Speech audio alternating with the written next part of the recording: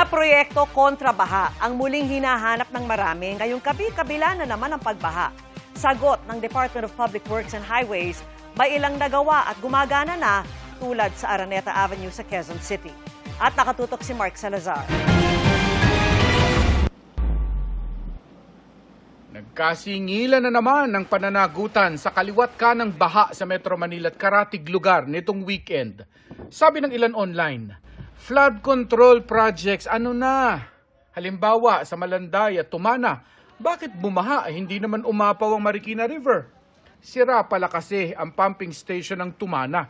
May nag-trip daw po na electrical component. Bumibili daw sila ng pyesa na hopefully makabit today. Nagpadala na rin po ako ng technical staff para po magtumulong na. Kung merong mga pumalya o magkaroon ng problema kagaya nung nangyari sa may Tumana sa Marikina nung Sabado ng gabi, immediately nakadeploy po ang MMDA pati na rin ang DPWH ng mga mobile pumping stations para siguruhin na mahigop ang tubig na nasa mga kalye.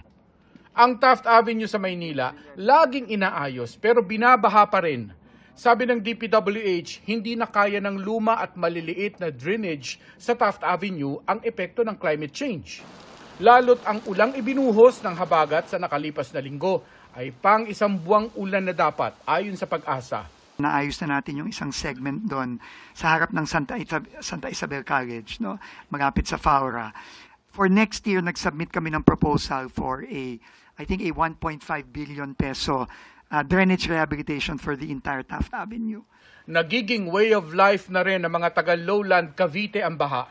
Pamilyar na eksena na ang peligro ng baha sa Kawit, Noveleta, Bacoor at Imus. Wala na raw bang solusyon dito?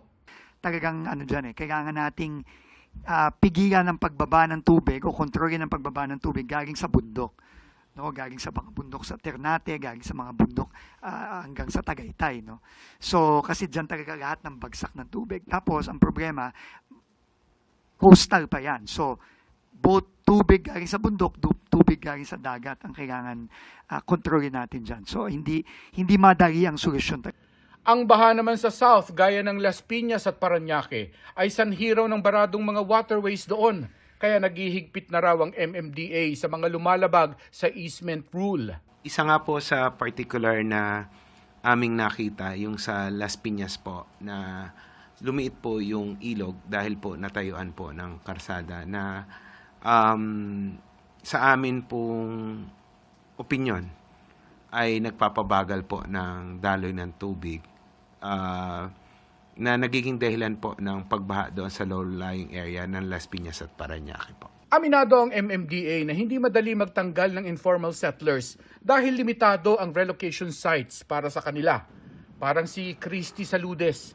Sa sobrang kahirapan, walang ibang espasyo para sa kanya kundi sa ilalim ng Dario Bridge sa EDSA Balintawak. Muntik na nga raw siyang matangay ng baha kagabi sa biglang pagtaas ng tubig sa estero. Hala, mamatay na tayo nito. Sabi lang dibdibin ko, Lord, kung katapusan ko na, wala na po ako magawa. Kailangan po kunin niyo ako na pabilisan. Ayaw ko nang, di ba, magpalangoy-langoy ka pa dyan. Sabi ng DPWH, nagbunga naman ang mga improvement na ginawa last year sa ilalim ng Oplan kontra baha.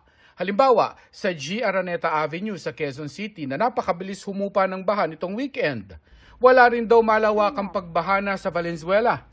Na sara natin yung mga gaps, na pagana natin yung mga floodgates tsaka yung mga pumping stations, kita kagad ng mga taga-Navotas ang epekto nun. Marami raw plano ang DPWH para sa flood control at hinihingi na raw nila ang budget para rito sa 2027. Ang MMDA naman, itinutulak ang isang comprehensive drainage master plan for Metro Manila. Yun na po yung magiging Bible ng lahat, DPWH, MMDA, LGUs, na yun na po yung susundan para maiwasan po yung situation like meron pong isang LGU na nagpagawa ng malaking drainage only to find out na yung pagtutuluyan noong tubig galing doon sa drainage na yun ay mas maliit kaysa doon sa pinagawa nila. Mark Salazar, nakatutok, 24 oras.